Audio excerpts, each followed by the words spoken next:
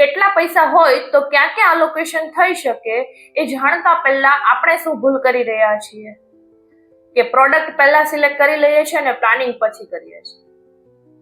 કોઈ એ તો ક્વેશ્ચન કરતું જ નથી કે મારો ગોલ શું છે, મારો ગોલ શું છે, લોંગ ટર્મ છે, શોર્ટ ટર્મ છે કે પછી પેસિવ ઇન્કમ માટેનો છે, બિઝનેસ બેકઅપ માટેનો છે કે ઇમરજન્સી ફંડ માટેનો છે કે પછી રિટાયરમેન્ટ માટેનો છે કે પછી ચાઇલ્ડ એજ્યુકેશન માટેનો છે, એટસેટ્રા એટસેટ્રા.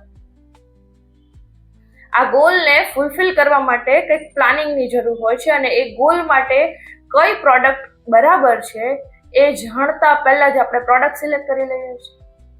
5 લાખ વાળાની રિસ્ક કેપેસિટી અલગ હોય છે, 50 લાખ વાળાની રિસ્ક કેપેસિટી અલગ હોય છે અને 5 કરોડ વાળાની પણ અલગ હોય છે.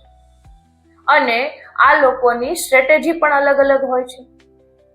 તો આપણે તો સ્ટ્રેટેજી પણ નથી જોતા, રિસ્ક કેપેસિટી પણ નથી જોતા, બસ ફ્રેન્ડે કર્યું તો કરી દીધું, કોઈ ફ્રેન્ડે કહ્યું તો મ્યુચ્યુઅલ ફંડમાં ઇન્વેસ્ટમેન્ટ કરી દીધું, ઇન્સ્યોરન્સ એજન્ટે કહ્યું તો ઇન્સ્યોરન્સમાં ઇન્વેસ્ટમેન્ટ કરી દીધું, કોઈ અંકલે કહ્યું તો પ્રોપર્ટી લઈ લીધી અને કોઈ ઇન્સ્ટાગ્રામ રીલ કે ફેસબુકમાં આવ્યું કે આ સ્ટોક સારો છે તો તમે સ્ટોકમાં ઇન્વેસ્ટમેન્ટ કરી દીધું. આ રીતે ખરેખર ઇન્વેસ્ટમેન્ટ ના હોય દોસ્ત. તો ઇન્વેસ્ટમેન્ટ કરતા પહેલા એકવાર એડવાઇઝરની સલાહ લેવી જરૂરી છે. તો સલાહ માટે કોલ કરો 9157507783 પર.